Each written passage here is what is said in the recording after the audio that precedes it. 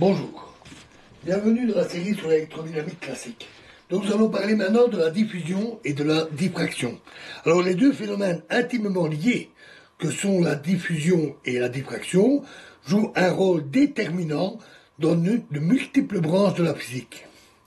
Les approches diffèrent en fonction des échelles de longueur impliquées, la longueur des ondes d'un côté, les dimensions de la cible, diffuseur ou diffracteur, de l'autre. Lorsque la longueur d'onde est grande comparée aux dimensions de la cible, une simple description à l'aide des premiers multipôles induits suffit.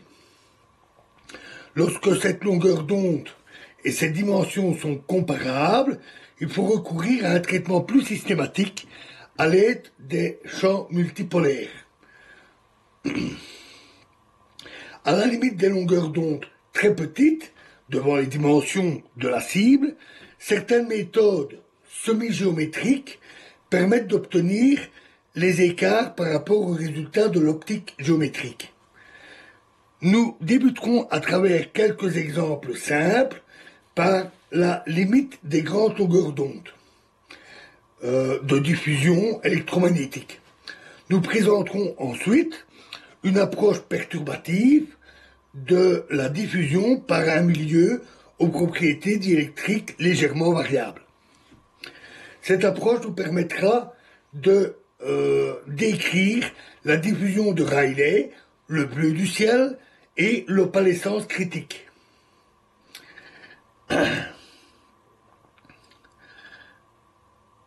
Afin d'introduire la procédure plus systématique associée aux champs multipolaires, nous allons dans un premier temps déterminer le développement multipolaire d'une onde plane électromagnétique. Puis nous appliquerons ce développement à la diffusion par une sphère conductrice.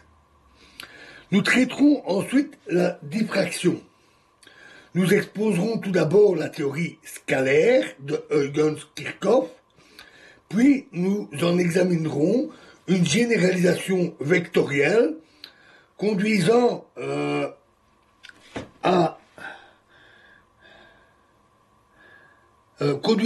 naturellement à une discussion de principe des écrans complémentaires de Bassinet. Nous appliquerons ces outils à la diffraction par une ouverture circulaire et nous ferons le lien avec les multipôles effectifs. Nous terminerons par l'étude de la diffusion aux très courtes longueurs d'onde et par l'un des théorèmes importants de la physique, le théorème optique. Voilà, et dans la prochaine vidéo, nous rentrerons dans le vif du sujet. Nous commencerons par la diffusion aux grandes longueurs d'onde, c'est-à-dire d'abord par la diffusion par les dipôles induits dans les petits diffuseurs. Je vous remercie.